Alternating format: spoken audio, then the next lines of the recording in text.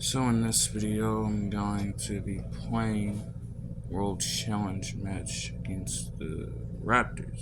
Getting straight into it.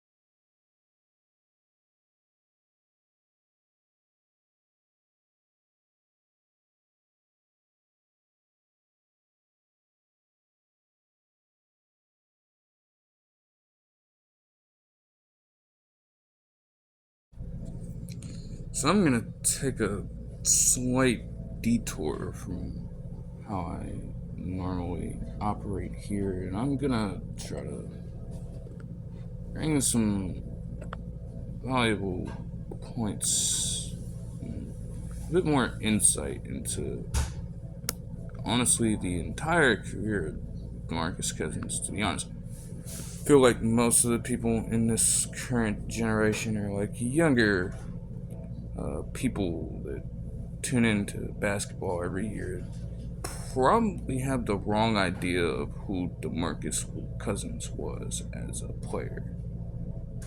Whether it be I guess you could say his own kind of mentality, maybe antics, quote unquote, and how he would handle himself on and off the court, just like a general attitude of his own, or injuries that he probably had no control over, or even the teams he played for in the earlier parts of his career at least.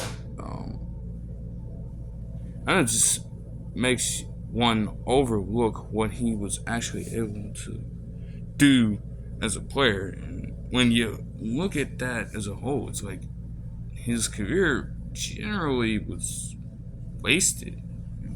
Some people may honestly forget sooner rather than later, which is unfortunate because when he could avoid all the injuries and he was performing at a high level in his early career, he was one of the best centers in the NBA, and he was certainly one of those earlier centers that nobody talks about when it comes to players who kind of bridge the gap for the center of old and shifting that style to the modern day big who could stretch the floor a bit, who could give you some solid facilitating as a damn near 7 foot human being. He was definitely one of the first, and I remember doing so in this time, even in a league where you still had the lob threats like DeAndre Jordan and older Dwight Howard to that point, or the postmen and defenders like the Greg Monroes, the Andre Drummonds, John Hensons, things of that nature. Even Anderson Varejao to an extent, Rudy Gobert, generally guys that could not stretch the floor at all. Back to the basket, post up, interior defense, not really a bunch of versatility on that end. DeMarcus Cousins, when he was starting out and as he continued to progress as a player up until, I'll say, his New Orleans days, Sacramento, like, he was one of the first generally doing such a thing. But he doesn't get the credit he deserves, quite honestly, for that. He would put up all these numbers, he would make all these plays, generally speaking, but honestly, on no faults of his own. The teams he played for, especially the Kings in this instance, like, they were fucking garbage during that era. They were not getting anywhere. They were rolling out all these lineups where it was essentially, he was essentially the only star player to an extent. By default, because they rolled out such forgettable lineups on a consistent basis, you kind of forget about how he dominated earlier on. I'm not just talking about looking back and with different highlights and all these compilation videos you get on like social media today. I'm talking about like actually understanding the full impact this dude had on the league for quite a bit. I'm not gonna say he was an all-time great center, but he was certainly an anchor to the shift y'all would be seeing into the modern day center.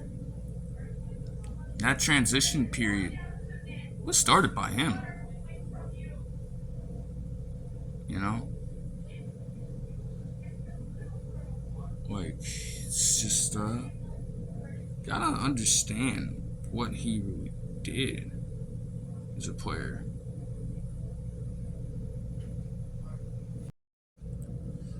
The media was really another thing for Demarcus Cousins because, like, he was definitely a passionate, outspoken player. They honestly took some of his antics and just spun them in such a negative way where you really just got a whole bunch of people to really believe that his own attitude was probably one of the reasons he couldn't find another team to play for a while. I mean, in some cases, that might generally be true, but they were legitimately trying to bury this man with this whole press run, trying to say that he wasn't a player for the team, generally speaking, and that, oh, these antics were distracting to the potential success of the team. And honestly, again, especially for that argument, the Kings were not going to ever contend. They weren't going to contend at that time, as far as anybody knew. Just not. They really tried to create such an ugly narrative for him. It really, especially when he was dealing with the injury he sustained as a part of the Pelicans. Once that happened, they really tried to play that game. I feel like a fair amount of people honestly didn't mind his antics. In fact, I think they helped them in some cases. Kind of resonate with Demarcus Cousins a little more. I mean, dog, honestly, like most of these antics were probably just like created from the situation he was in from Sacramento. I mean, what the hell else is there to do in there? And then honestly, you have media there and shitty ownership trying to screw you over. Of course, you're gonna act that way a little bit. I think a fair amount of people kind of appreciated the passion he had.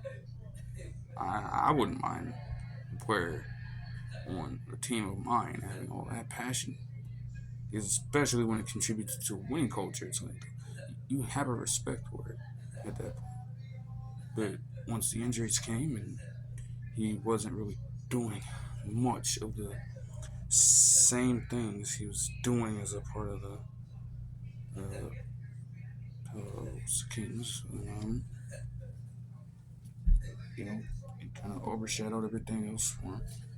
Didn't really bind substantial time on other teams like that past that point. You know, injuries definitely derailed his career. As much as you don't want to remember him just for that. It's like, geez, like if he did not get hurt, he was on pace to do quite a lot, but it limited him. They limited him, and therefore, honestly, he'll probably end up in the Hall of Very Good.